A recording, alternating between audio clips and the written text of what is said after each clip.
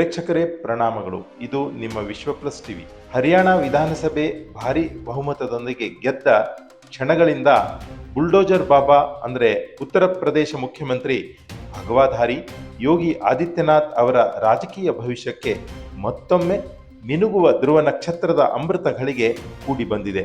ಈ ಯೋಗಿ ಬಾಬಾ ಈಗ ಪ್ರಸ್ತುತ ಕಾಲಖಂಡದಲ್ಲಿ ದೇಶದ ಪ್ರಧಾನ ಹಿಂದೂ ಫೇಸ್ ಆಗಿಯೂ ಕಂಗೊಳಿಸ್ತಾ ಇದ್ದಾರೆ.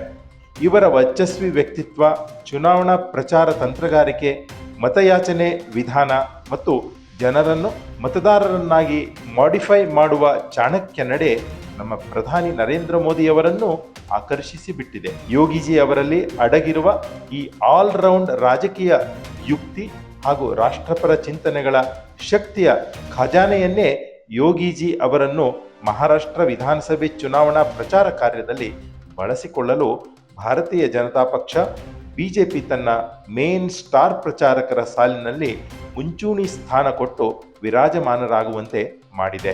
ಪ್ರಚಂಡ ಬಹುಮತದ ಸರ್ಕಾರ ಸ್ಥಾಪನೆಯೊಂದಿಗೆ ಇತ್ತೀಚೆಗೆ ಪರಿಸಮಾಪ್ತಗೊಂಡ ಹರಿಯಾಣ ವಿಧಾನಸಭೆ ಚುನಾವಣೆ ಪ್ರಚಾರಕ್ಕೂ ಕಡೆ ಘಳಿಗೆಯಲ್ಲಿ ಪ್ರಧಾನಿ ಮೋದಿ ನಮ್ಮ ಯುಪಿ ಮುಖ್ಯಮಂತ್ರಿ ಯೋಗಿ ಅವರಿಗೆ ಅಸೈನ್ಮೆಂಟ್ ಕೊಟ್ಟಿದ್ರು. ಹರಿಯಾಣ ಮೈದಾನದಲ್ಲಿ ಧೂಳೆಬ್ಬಿಸಿ ತಮಗೆ ಕೊಟ್ಟ ಅಸೈನ್ಮೆಂಟ್ ಯಶಸ್ವಿಯಾಗಿ ಪೂರೈಸಿ ದಿಗ್ವಿಜಯ ತಂದುಕೊಟ್ಟ ಮೇಲೆ ಮೇಲ್ನೋಟಕ್ಕೆ ಕಾಣುತ್ತಿದ್ದ ಹಳೆಯ ಎಲ್ಲ ಕಹಿಗಳಿಗೆ ಯೋಗಿಯವರ ಹಾದಿಯಿಂದ ತೊಳೆದುಕೊಂಡು ಹೋಗಿವೆ ಅಂತ ಅನ್ನಿಸ್ತಾ ಇದೆ. ಪಕ್ಷದಲ್ಲಿ ಯೋಗಿ ವರ್ಚಸ್ಸು ಈಗ ಹೊಸ ಮೆರಗು ಪಡೆದುಕೊಳ್ತಾ ಇದೆ.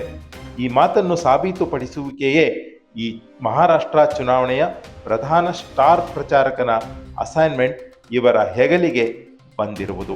ಭಗವಾಧಾರಿ ಯೋಗಿ ಬಿಜೆಪಿಗೆ ಸ್ಟಾರ್ ಪ್ರಚಾರಕರು ಅಂತ ತಿಳಿಸುವ ಪೋಸ್ಟರ್, ಬ್ಯಾನರ್ಗಳು ಸಾಲು ಸಾಲು ಮುಂಬೈ ಶಹರದ ಬೀದಿ ಬೀದಿಗಳಲ್ಲಿ ರಾತ್ರಿ ಕಳೆದು ಹಗಲು ಮೂಡುವುದರೊಳಗೆ ಕಣ್ಣಿಗೆ ಬೀಳ್ತಾ ಇದ್ದಾವೆ. ಯೋಗಿ ಪೋಸ್ಟರ್ ನೋಡಿದ ರಾಹುಲ್ ಗಾಂಧಿ ಮತ್ತು ಅಖಿಲೇಶ್ ಯಾದವ್ ಲಿಟ್ರಲಿ ಗಡಗಡ ನಡುಗಿಬಿಟ್ಟಿದ್ದಾರೆ. ಯೋಗಿ ಪೋಸ್ಟರ್ಗಳಲ್ಲಿ ಇರುವ 9 ಅಕ್ಷರಗಳ ಪಂಚ್ ಲೈನ್ ಈ ಕುಟುಂಬ ರಾಜಕಾರಣ ಮಾಡುವ ಎಲ್ಲ ಪ್ರತಿಪಕ್ಷಗಳ ಛಾಂಗಾ ಬಲವನ್ನೇ ಕಳೆದು ಬಿಟ್ಟಿದೆ. ಕಾರಣ, ಒಡೆದು ಆಳುವ ಎಲ್ಲ ಪಕ್ಷಗಳ ವೋಟ್ ಗೇನಿಂಗ್ ಪ್ಲಾನ್ ಫ್ಲಾಪ್ ಮಾಡಿಬಿಟ್ಟಿದೆ ಬಿಜೆಪಿಯ ಈ ಯೋಗಿ ಮಹಾಪ್ರಚಾರ ಅಸ್ತ್ರವು ಅಂತ ತಿಳಿದುಕೊಳ್ಳಬೇಕಾಗುತ್ತೆ ಪ್ರೇಕ್ಷಕರೇ.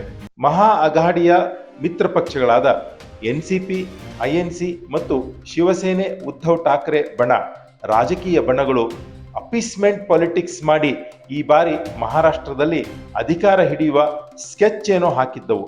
ಆದರೆ ಇವರ ಈ ಕನಸು ಯೋಗಿ ಪೋಸ್ಟರಿನ ಆ 9 ಅಕ್ಷರಗಳ ಪುಟ್ಟ ಪಂಚ್ ಲೈನ್ ಅಂದರೆ ಬಾಟೆಂಗೆ ತೋ ಕಟೆಂಗೆ ಅಂದರೆ ಜಾತಿ ಧರ್ಮದ ಹೆಸರು ಮುಂದೆ ಮಾಡಿ ಜನರನ್ನು ಒಡೆದು ಆಳಲು ಕೋಮಿನ ವಿಷ ಬಿತ್ತಿ ವೋಟ್ ಗಿಟ್ಟಿಸುವ ದುಸ್ಸಾಹಸಕ್ಕೆ ಏನಾದರೂ ನೀವು ಕೈ ಹಾಕಿದ್ರೆ, ಹಾಗೆ ಅಖಾಡಕ್ಕೆ ಇಳಿದ್ರೆ ಜನರ ಮನಸ್ಸಿನಿಂದ ನೀವು ಶಾಶ್ವತವಾಗಿ ಅಳಿಸಿ ಹೋಗ್ತೀರಿ, ಹುಷಾರ್, ಎಚ್ಚರ.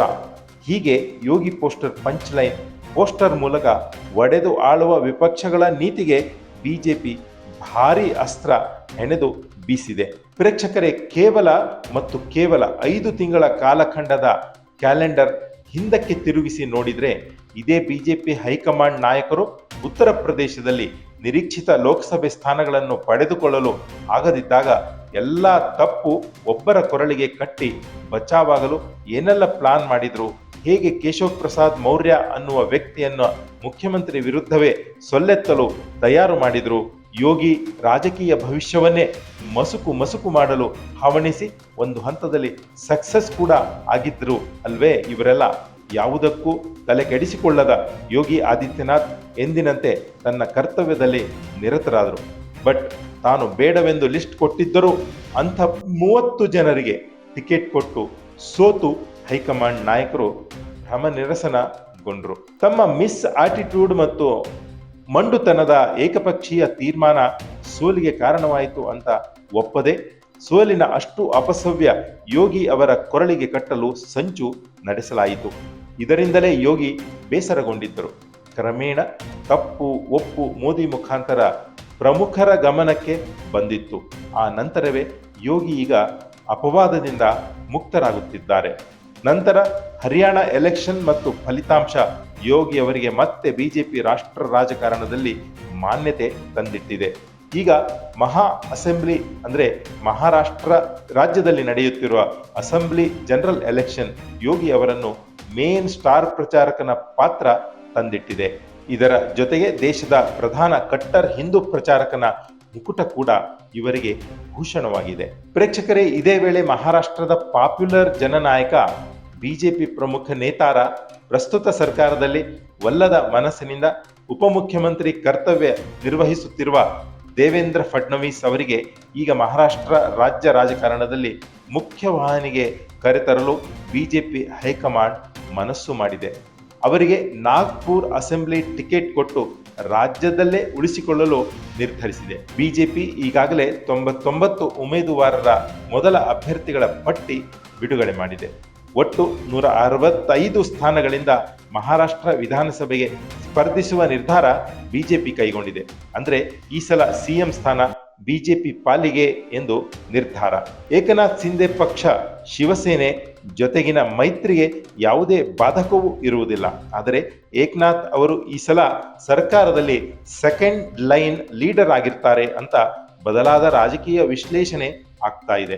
ಒಟ್ಟಾರೆ ಯೋಗಿ ಎಂಟ್ರಿ ಮಹಾರಾಷ್ಟ್ರದಲ್ಲಿ ಈ ಬಾರಿ ಫಡ್ನವೀಸ್ ಸರ್ಕಾರಕ್ಕೆ ನಾಂದಿ ಇಡಲೂಬಹುದು. ಮತದಾನದ ದಿನ ಸಮೀಪಿಸುತ್ತಿದ್ದಂತೆ ಮರಾಠಿ ನೆಲವಾದ ಮಹಾರಾಷ್ಟ್ರದಲ್ಲಿ ರಾಜಕಾರಣ ಪ್ರಚಾರಗಳು ಮತ್ತಷ್ಟು ಚುರುಕು ಪಡೆಯುತ್ತಾ ಇವೆ. ಪೊಲಿಟಿಕಲ್ ಬ್ಯೂರೋ, ವಿಶ್ವ ಪ್ಲಸ್ ಟಿವಿ.